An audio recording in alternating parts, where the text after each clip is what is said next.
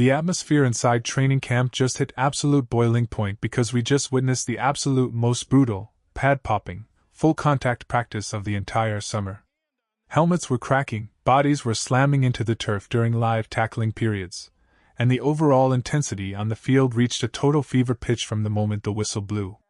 If you thought this squad was going to coast softly into the preseason schedule, you better think again because battle lines are officially being drawn in the trenches right now. If you are loving these daily deep dive updates and want to stay on top of every roster move, smash that like button, share this video with your fellow football fans, and hit subscribe right now so you never miss a single moment of coverage. Are we witnessing the dawn of a completely transformed culture, or is this relentless physical toll going to catch up to the roster before week 1 even arrives?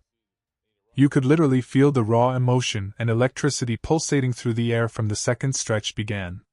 Head coach Ben Johnson laid down the gauntlet early, teasing everyone throughout the week that this was not going to be your typical light summer walkthrough or a generic padless session. This was a full-blown, 2-hour war, focused heavily on short yardage grinding, live goal line stands, live run game executions, and full-speed tackling all the way to the ground. And let me tell you, the offensive unit came out swinging with pure aggression right out of the gate. DeAndre Swift was playing like a man possessed, ripping off multiple explosive chunk plays, including 2 unbelievable long-distance bursts that went for well over 25 yards. Watching him burst through those tight gaps behind Darnell Wright was an absolute beauty to behold, proving that this ground game is preparing to be downright lethal when the regular season kicks off. Even Caleb Williams could not hide his massive grin after practice when addressing the media, raving about Swift's terrifying momentum and praising the explosive synergy they are building together out on that field.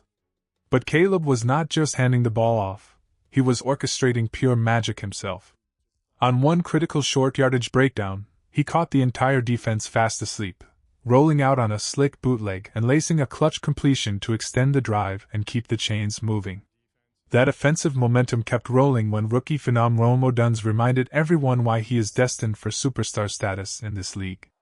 Backed all the way up against their own 1-yard line in a high-stress situational drill, Caleb unleashed a strike to Odunze, who broke free in the open field for a thrilling 50-yard catch and run that completely flipped the field and had the entire offensive sideline going crazy. For the majority of the morning, the offense was dictating the tempo, winning the line of scrimmage, and imposing their physical will on every single play. But you know this defensive unit was not just going to sit back and take a beating forever without fighting back.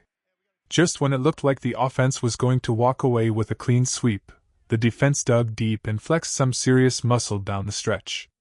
They clamped down hard in the clutch situational periods, winning both high-stakes sessions against the first-team starters and the second-team unit. Tyson Bagent felt that heavy pressure, throwing a pair of costly interceptions during late-game simulations, while the starting defense stepped up big when it mattered most, stuffing Caleb Williams and the first-team offense on a crucial 4th and 3 attempt. That back-and-forth competitive edge is exactly what builds championship DNA, especially considering how banged up this secondary unit has been over the past week and a half.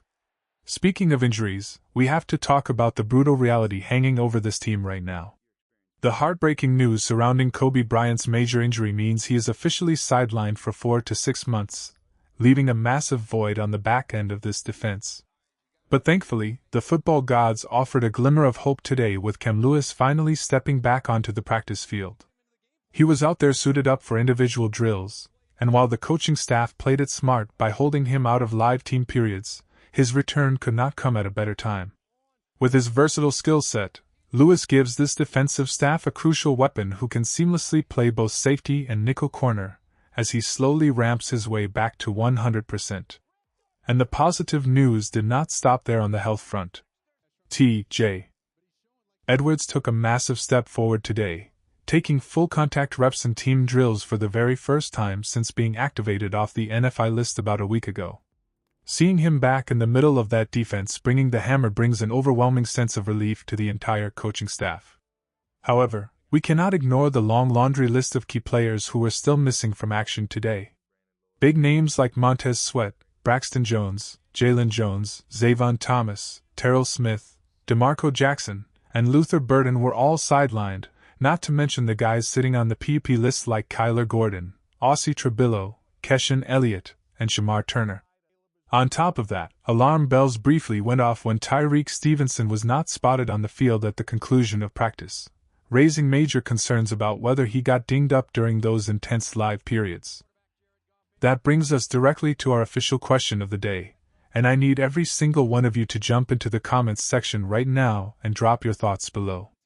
Should Coach Ben Johnson rest all key starters completely in Saturday's preseason opener against the Cleveland Browns to prevent more injuries?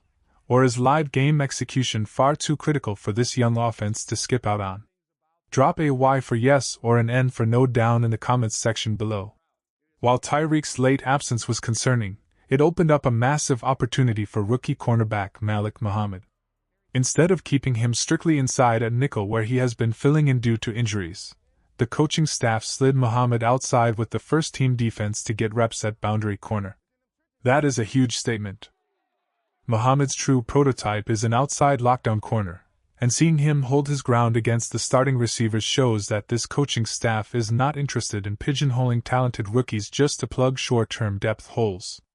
Another rookie who continues to demand everyone's attention is sixth-round defensive tackle Jordan Van Den Berg. From the minute practice opened with live goal line drills, Van Den Berg was running right alongside the first-team starters. Day after day, this kid out of Georgia Tech just keeps making explosive plays and earning high-level trust from the coaching staff. If you perform, you play, and Van Den Berg is rapidly pushing himself from a feel-good draft story into a key piece of the defensive line rotation. He is easily at the top of the list of players everyone should be watching intently this Saturday. That brings us to the biggest lingering mystery heading into the weekend. What is the actual game plan for player availability against Cleveland?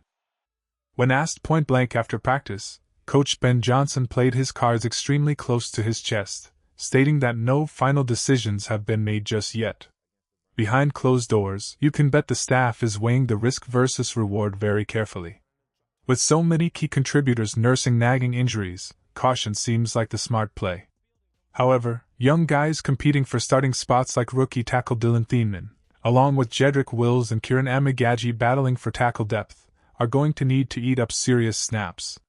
As for Caleb Williams, he made it crystal clear that he is fully ready to play if his head coach calls his number, but he is completely aligned with whatever decision Ben Johnson makes.